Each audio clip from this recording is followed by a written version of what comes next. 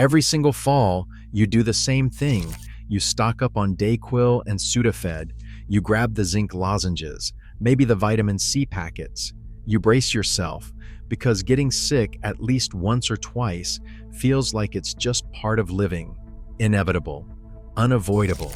The price of having a body in a world full of other bodies. But here's what nobody in that pharmacy ever told you. In September 2023, a FDA advisory committee voted unanimously that the active decongestant in DayQuil, Sudafed PE, and half the cold aisle performs no better than a sugar pill. $1 billion a year ingredient, completely ineffective.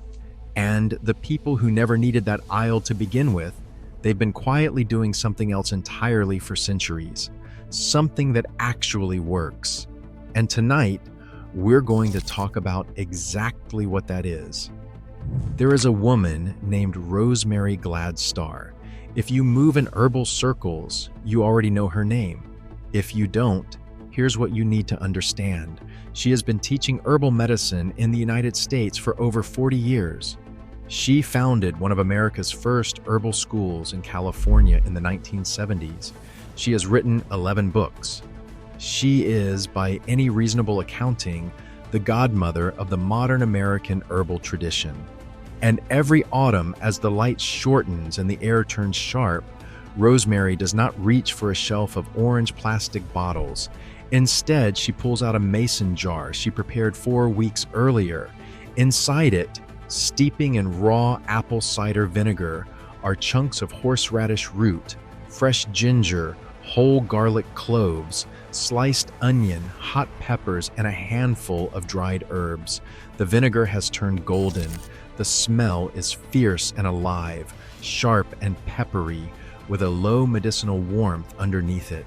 She strains it, stirs in a generous spoon of raw honey, and takes a shot glass of it every morning. At the first sign of a scratchy throat or a heavy feeling behind the eyes, she takes a teaspoon every couple of hours. She calls it fire cider. She's been making it since 1980. And she rarely gets sick, so the question you have to ask yourself is this: what does she know that your pharmacist never mentioned? Before we go any further, I want to hear from you. Drop it in the comments right now. How many times did you get sick last cold and flu season? Once, 3 times? More? Because what you're about to discover will fundamentally change how you see the gap between the medicine you've been sold and the medicine that has actually kept people healthy for centuries. Let's start with what you've been told to buy. Walk down the cold aisle at any pharmacy and pick up a box of DayQuil. Read the label, the decongestant doing the heavy lifting in that formula, and in Sudafed PE and Mucinex D and Tylenol Cold is called phenylephrine. Oral phenylephrine has been in these products for decades. There are billions of dollars built on its reputation.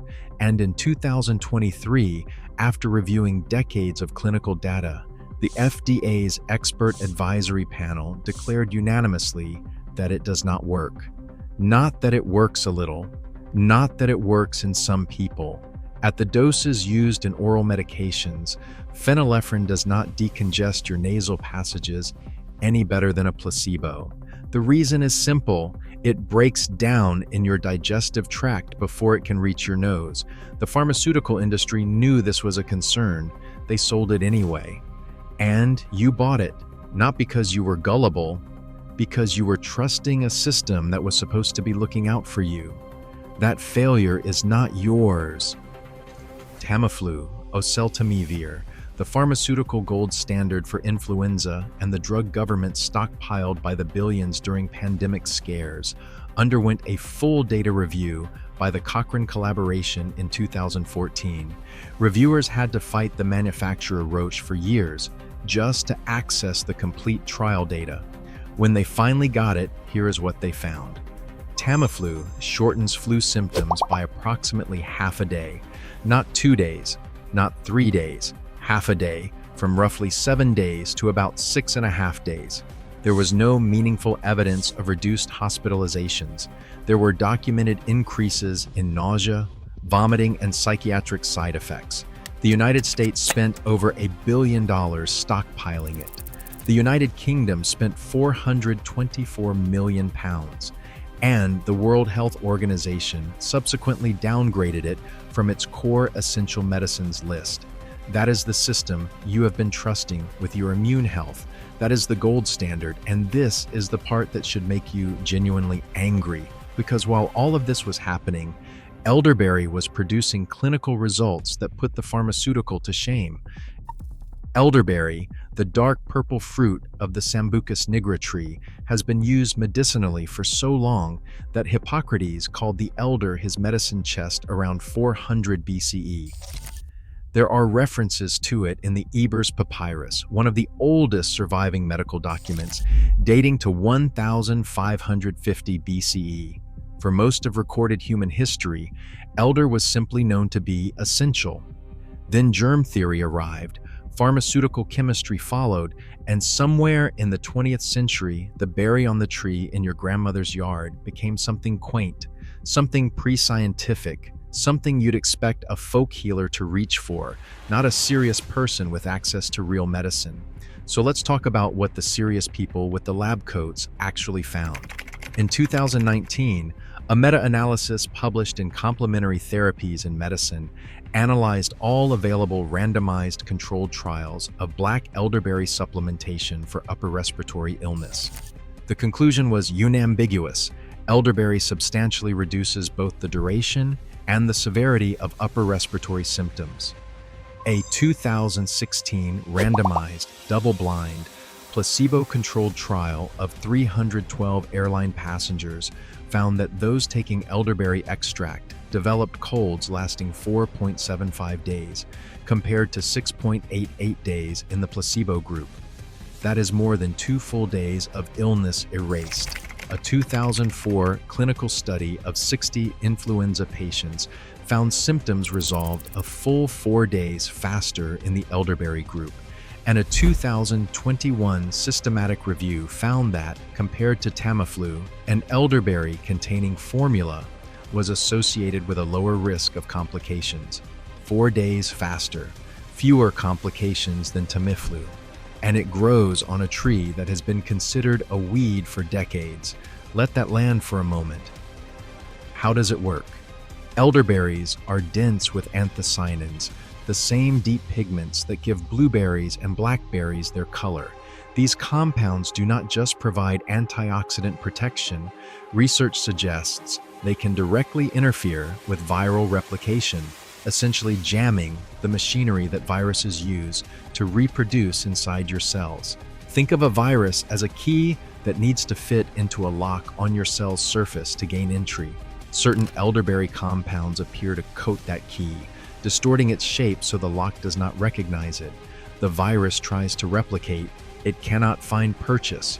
Your immune system gets the extra hours it needs to mobilize a full defense. That is not folk medicine. That is mechanism. Now let's talk about the thing the holistic healer community has always known, that modern medicine has repeatedly underestimated. Sleep, not as a nice thing to get, but as a pharmacological intervention. Sheldon Cohen, a psychologist at Carnegie Mellon University, ran a series of studies that should be in every medical textbook ever printed. In his 2009 study, 153 healthy adult volunteers had their sleep tracked every night for 2 weeks. Then, each volunteer received rhinovirus, the virus that causes the common cold, directly into their nostrils via nasal drops. Not exposed to someone who was sick, directly inoculated. Then researchers waited to see who got sick and who did not. The people who had been sleeping fewer than 7 hours a night were 2.94 times more likely to develop a cold than those sleeping 8 hours or more. Those with poor sleep quality, even if they spent enough time in bed, were 5.5 times more likely to get sick. A 2015 follow-up confirmed sleeping under 5 hours a night produced a 4.5-fold increase in cold susceptibility compared to 7 or more hours. Not a small statistical nudge, a 4.5-fold increase. And nobody is going to sell you a pill for that, because you cannot patent going to bed on time. Here's why it matters so much. During deep sleep, your body orchestrates one of its most sophisticated immune operations. Cytokines, the signaling proteins your immune system uses to coordinate its response, are produced and released primarily during sleep. Natural killer cells increase their activity. Immune memory consolidates. T cells, the soldiers that recognize and destroy virus-infected cells, become more adherent and efficient. Sleep deprivation does not just make you tired. It degrades your immune army's ability to identify threats, communicate, and fight. Think of it like this. Imagine an elite military unit operating on no sleep, with degraded communications equipment who cannot quite remember the faces of the enemy. That is a sleep-deprived immune system facing a respiratory virus, and it loses. Cohen's 1991 stress study, published in the New England Journal of Medicine, told the same story from a different angle. Among 394 subjects exposed to 5 different respiratory viruses, clinical cold rates increased in a straight line as psychological stress scores went up, from 27% in the low-stress group to 47% in the high-stress group across all 5 viruses tested. Chronic stress does not simply suppress immunity in a general way. More recent research shows it causes glucocorticoid receptor resistance. The cells that are supposed to respond to the body's cortisol-based stop signals essentially stop listening.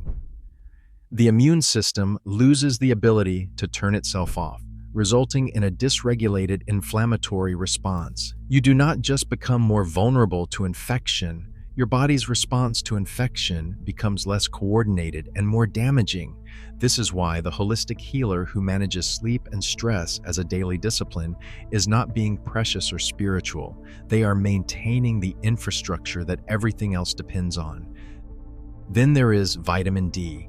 The research here is as stark as it gets. In 2017, a team led by Adrian Martineau published in the BMJ what remains one of the most comprehensive analyses ever done on vitamin D and respiratory infections, 25 randomized controlled trials covering 11,321 individual participants across multiple countries, with individual patient data for each one. The overall finding: daily or weekly, vitamin D supplementation reduced the risk of acute respiratory infection by 19% across the full population. But here is the number that should stop you cold. Among participants who were severely vitamin D deficient at baseline, blood levels below 25 nanomoles per liter, supplementation reduced their risk of respiratory infection by 70%. The number needed to treat was 4. 4 people supplemented, 1 infection prevented. And who is severely vitamin D deficient in winter? A very large percentage of people in northern latitudes who work indoors, which is most of us. Your body produces vitamin D from sunlight. In October through March, above roughly 35 degrees latitude, the sun's angle is too low for your skin to synthesize it regardless of how long you spend outside. This is not a boutique wellness concern. This is a predictable, measurable, correctable immune deficit, and it coincides precisely with cold and flu season every single year. Traditional Chinese medicine practitioners have been navigating this seasonal shift for over 2,000 years through the concept of Wuyai Qi, often translated as defensive qi, the body's protective energy that circulates on the exterior and guards against pathogenic invasion. When Wei Qi is robust, illness cannot penetrate. When it is depleted by poor sleep, stress, inadequate nutrition, or overwork, the gates are open. The ancient formula designed to fortify this defensive qi is called Yuping Feng San, jade windscreen powder. It appears in Chinese medical texts dating to 1347. It contains 3 herbs: astragalus root, white atractylodes, and siler root. Laboratory research has since confirmed that astragalus enhances macrophage activity. Macrophages are your immune system's frontline scavengers, the cells that engulf and destroy pathogens before they can establish infection. During the 2003 SARS outbreak, Chinese researchers found the formula had beneficial immunomodulatory effects for preventing viral respiratory infections, a 2,700-year-old tradition. 3 ingredients, and the science eventually caught up to confirm why it worked. If you're finding this valuable, if this is rearranging what you thought you knew, hit the like button right now, because here is why all of this was quietly set aside in North America. In 1910, the Carnegie Foundation commissioned a report authored by a man named Abraham Flexner, not a physician but a classics graduate, evaluating medical schools across the United States. The report, funded and implemented with tens of millions of dollars from the Rockefeller General Education Board, recommended that the biomedical pharmaceutical model be the sole recognized form of medicine. Almost half of all American medical schools closed in the years that followed. Schools teaching herbalism, naturopathy, and traditional botanical medicine lost accreditation, lost funding, lost standing. The traditional knowledge did not disappear. It retreated into apprenticeship, into community, into the hands of practitioners like Rosemary Gladstar, who kept it alive through decades when institutions had no use for it. Meanwhile, Tamiflu, the pharmaceutical gold standard, was derived from star anise, a plant used in Chinese medicine for centuries. Aspirin came from willow bark. The pharmaceutical industry built its empire on compounds borrowed from traditional medicine and then turned around and told you that traditional medicine was not real.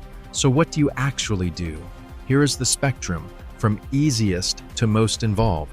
The first and fastest thing you can do is get your vitamin D level checked.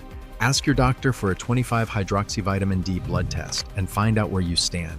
If you are below 50 nanomoles per liter, which research suggests is common in winter, talk with your doctor about supplementation.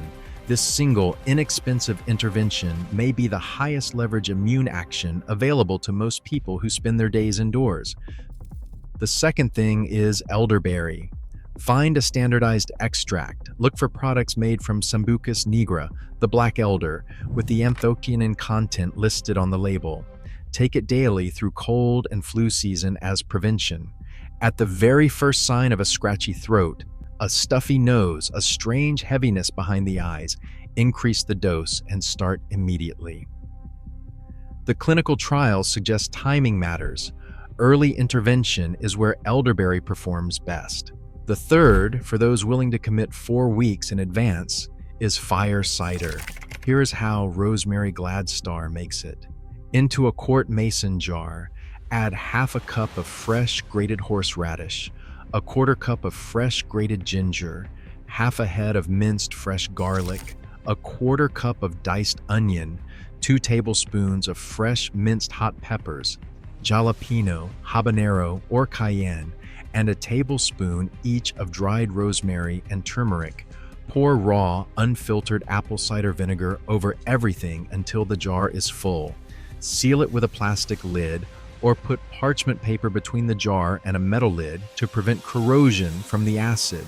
Store it somewhere cool and dark for 3 to 4 weeks, shaking it every day or two. At the end, strain it thoroughly, pressing the solids to extract every drop and sweeten the liquid with raw honey to taste. Store in the refrigerator. Take a tablespoon daily through cold season. Take a teaspoon every 2 to 3 hours at the first sign of illness. Every single ingredient in that jar has documented antimicrobial or immune supportive properties. This is not a recipe.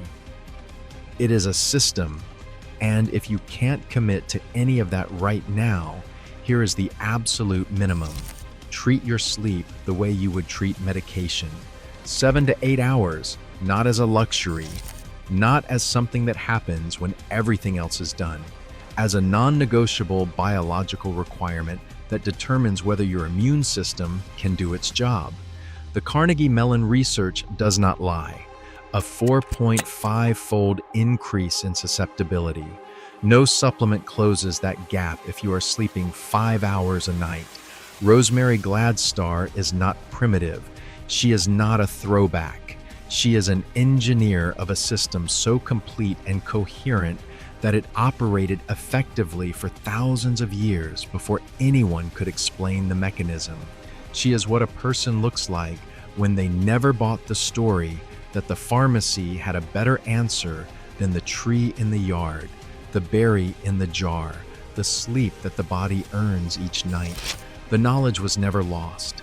It was abandoned, defunded, reclassified as folklore by people who had a financial reason to call it that. And the wild thing is, the science kept finding it anyway. We are here every week uncovering the traditional medicine and forgotten wisdom that the modern health industry walked away from. If you want us to dig into the specific herbs herbalists use to shorten active infections, or the full story of how elderberry got benched in favor of a drug that barely works, tell us in the comments. Subscribe because we are just getting started.